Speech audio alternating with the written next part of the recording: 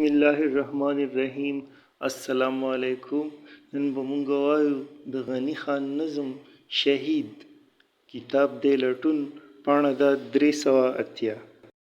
اے شهیدا، اے عشقا، اے بچیه د منصور، په خندا جانان للاړې ډوب دریاب کې شوې د نور.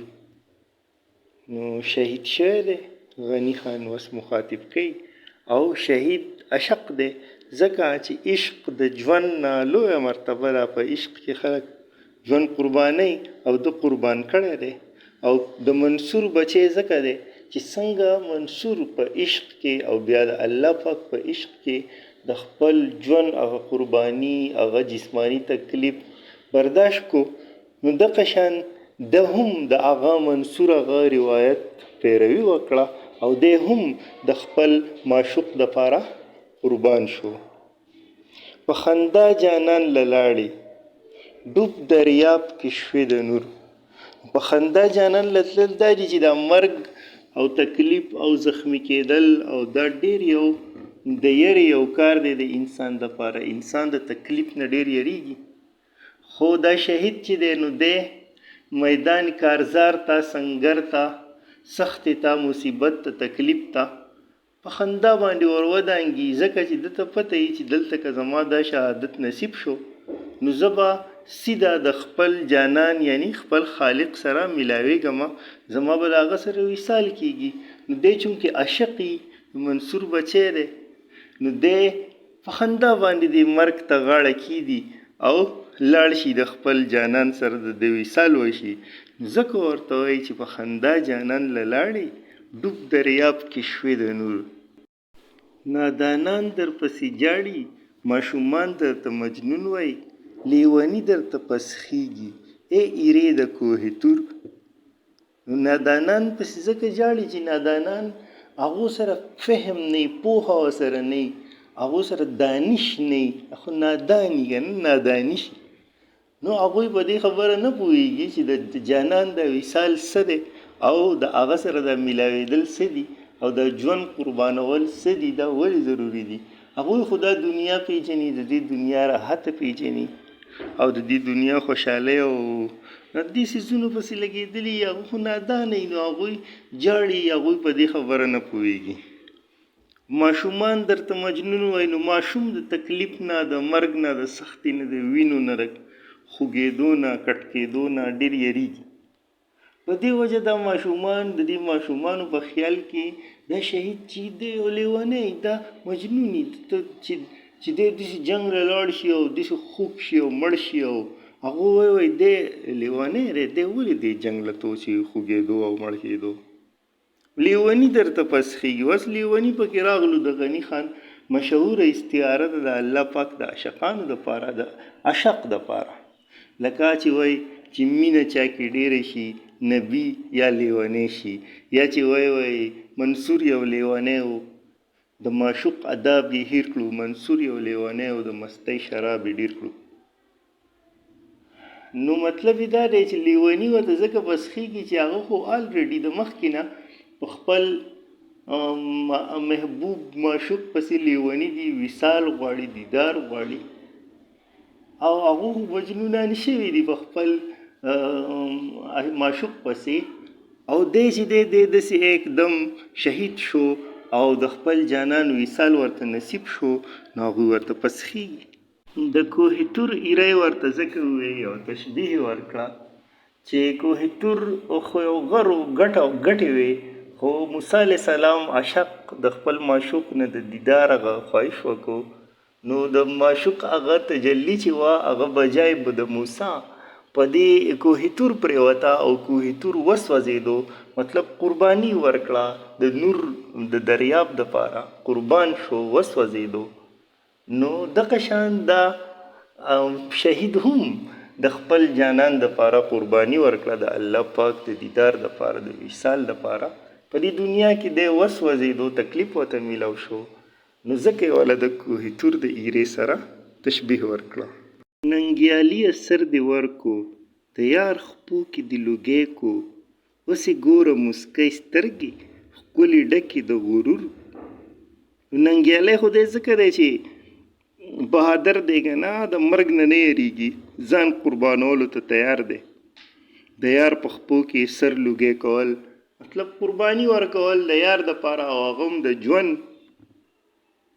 اوس یې ګوره مسکی سترګې ښکلې ډکې د غرور، نو اوس دته وصال نصیب شو د هغې په بدل کې د منصور په شان قرباني ورکړه، سر قربان کو او شهید شو. اوس دته وصال نصیب شو، دی به اوس د خپل محبوب مسکی سترګې د غرور ډکې چې هغه خالق دی هغه به دی اوس اینی او وصال به ورته نصیبي. ما راوړي تاله نه دي د سرو ګلو امیلونه، د جنت بلبلان سکی د دنیا د باغ ګلونه. نو د جنت او د دنیا غه موازینه پکې راغله، ځکه چې جنت نور دی او دنیا خاوره ده. نو د دنیا دا ګلونه چې دي دا هم د خاورې دي، سره ګلونه. د دنیا ګلونه هم د دې دنیا د خاورو نه پیدا دي. او شهید چې دی هغه ته خو وصال نصیب شوی دی، هغه خو تللی دی هلته په د نور په دریاب کې ورک شوی دی. د دلته چې دا قبر دی او د هغه هغې کې د هغه کلوبت پروت دی، نو هغه لاحد کې، نو دا د هغه خو اصل کې دا خو د دې دنیا هغه خاوره پرته ده، هغه خو په حقیقت کې هلته دی او هلته هغه د جنت بلبل دی. ځکه چې په حدیث کې هم دي چې دا شهیدان بیا هلته مرغۍ شي د اسمان په منارو کې کښېني، د عرش په منارو کې. نو هغه خو هلته دی، هغه خو نور دی او دی دلته دی، غني خان دلته دی او دا ګلونه دلته دي، د خاورې دي. نو دا د هغه سره نه لګي، په دې وجه وله غني خان نه دي راوړي. ما راوړي تاله نه دي د سرو ګلو امیلونه، د جنت بلبلان سکی د دنیا د باغ ګلونه. تا کړې خپلې سترګې خاورې چې زما پیشي روښانه، تا قصه زما د درد بره یوړه تر اسمانه. نو اوس د شهادت د شهادت اصلي وجه راښکاره شوه که نه، او هغه دې له شهید شوی دی چې دی د خپل رور د خپل قوم سترګې روښانه ساتلو دپاره د خپلې سترګې قربان کړي دي. نو دا اوس د شهید هغه اصل مرتبه شوه که نه. لکه څنګه چې په سرحد باندې یو سپایي په خپله مړ شي، خو د خپل وطن د خلکو هغه سترګې چې وي نو هغه د مړې کېدو نه بچ کړي. نو دغه شان دا هم شهید ځکه شهید دی چې دی د خپل قوم دپاره خپل ځان قربان کړي چې زما دا قوم پاتې را نشي او ختم نشي. تا قصه زما د درد بره ویوړه تر اسمانه. نو د یو انسان درد د ټول انسانانو درد دی، د ټول انسانان په جدایۍ کې په فراق کې مبتلا دي.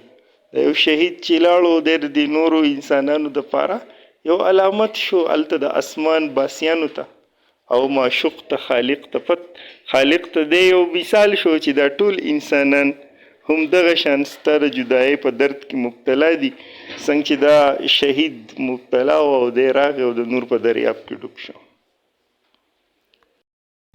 ستا د وینې څاڅکې څاڅکې چې تا توی کو د ارمانه، ما ته سرې ډیوې بلیږي په کوڅه کې د جانانه. نو دا څاڅکې څاڅکې د چې توی کړی دی د ارمانه، د وصال په ارمان کې او د خپل قوم د فلاح او د هغوی د تحفظ په ارمان کې چې د کوم څاڅکي د وینې توی کړي دي، هم دا څاڅکي د غني خان دپاره داسې دي لکه سرې ډیوې. ډیوه یو علامت دی د رڼا دپاره، د لارښودنې دپاره. رڼا یو علامت دی د خیر دپاره، د نیکۍ دپاره. په دې وجه باندې د دې شهید د وینو دا څاڅکي غني خان ته یوه لار ښیي د قربانۍ د ایثار جذبه ورته ښیي چې څنګه ورته خپلې سترګې د بل دپاره د خپل قوم د سترګو د بچ کولو دپاره څنګه ورته خپلې سترګې د خپل معشوق په محبت کې قربانې، دا لار غني خان ته ښیي. نو په دې وجه باندې غني خان ورته فرمایي ستا د وینې څاڅکې څاڅکې چې تا توی کو د ارمانه، ما ته سرې ډیوې بلیږي په کوڅه کې د جانانه. د دنیا تاجونه زار شه ستا د بخت ستا د شانه، د لیلا په زنګون پروت یې د مجنون سیرې ګریوانه. نو مجنون سری ګریوان ورته ځکه وایي چې څنګه مجنون د لیلا په عشق کې تباه حال، د دنیا نه بیزاره، د دنیا نه کناره کش یو فقیرو، دغه شان دا شهید هم د خپل معشوق په عشق کې مبتلا په دې دنیا کې یو فقیرو چې دا دنیا ورته یو صحرا ښکارېده، څنګه چې مجنون ته صحرا ښکارېده. څنګه چې مجنون د لیلا دپاره د دنیا تاجونه، د دنیا کورونه، د دنیا بازارونه دا پرېښي او په صحرا کې میشته شوی، دغه شان دا عاشق هم د خپل معشوق دپاره دا دنیا او د دې تاجونه او هر څه پرېښودل او خپل ژوند یې قربان کو. د لیلا په زنګون پروت یې د مجنون سیري ګریوانه، نو دی غمزپلی، خوږ شوی، شهید شوی، د دنیا غمونو وهلی دی، وستلی دی هلته د خپل معشوق په زنګانه باندې د سر ایښی دی، دته وصال نصیب شوی. ما راوړي تاله ندي د رامبیلو امیلونه، د جنت بلبلان څه کوي د دنیا د باغ ګلونه. نو بیا هغه خبره ده، رامبیل خلک قبرونو له وړي که نه، نو د دنیا رامبیل خو د خاورو دي او شهید خو تلی دی، خو د نور په دریاب کې ډوب شوی دی، بلبل دی، د جنت بلبله ده او وصال ورته نصیب دی په دې وجه باندې. نو ډېر یو بهترین یو د بابا یو نظم چې هم معاشرتي طور بهترین دی او هم د شهید هغه اسلامي تصور چې کوم دی په هغې باندې هم بنیاد جوړ دی. نو الله پاک دی بابا له د دومره ښکلي شاعرۍ په بدل کې په جنت الفردوس کې اعلی مقام ورکړي. آمین والسلام.